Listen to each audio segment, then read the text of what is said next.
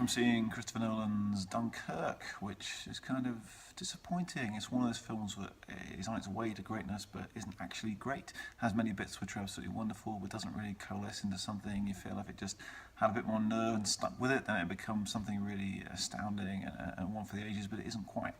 Has an immense and really kind of experiential opening act that really drew me in, the sound design, the verisimilitude, if that's a word, of all the stuff on the beach really makes you feel it.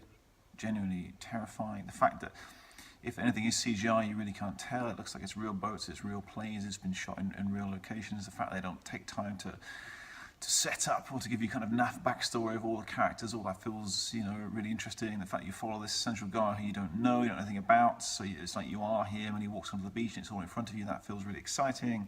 I saw it on a massive screen. It's got this epic kind of sheen quality to it. That's wonderful. All that's great. All the kind of the visual images of, the men, on long lines out into the sea, or the ships turning over, or the shots of Spitfires kind of banking over the clear blue water. All that's really amazing. It has a really sense of you really being there.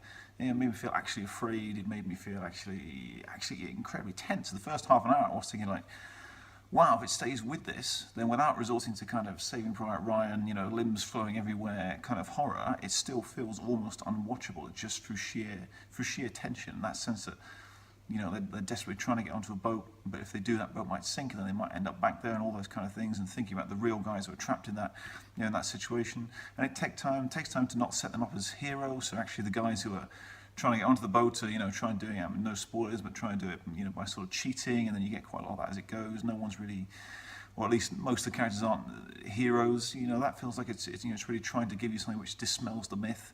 I really dislike that side of Britain, post-Brexit, about the romanticisation of the Second World War, and this feels for the most part like it's going to be a curative to that.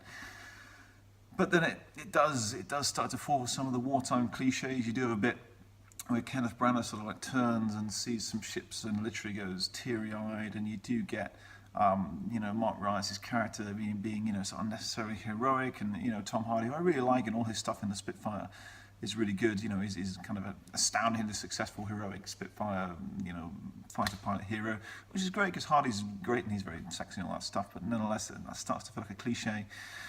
And more than anything, Nolan attempts some kind of tricksy chronological thing which adds nothing to the film, actually ends up being confusing to the point where actually you might not even notice it's happened. One of the people I saw it with just didn't notice that the chronology of the film is messed up. I think what he's trying to do is give you a sense that for the fighter pilots it's a short period, and for the guys on the beach it's longer, for the guys on the boats it's a single day, and to chop that up to give you a sense that things are sort of happening in parallel, but none of that works, and actually ends up making you go like, I'm not sure, is Harry Styles there or there? Is he coming back? And there's a bit where they meet Cillian Murphy again, and all that stuff just feels like it's Nolan being Nolan and being, trying to do something cinematically interesting rather than trying to be truthful, and that's where it really starts to fall down a little bit. I think you see the same ship sink like 3 times, but I could be wrong.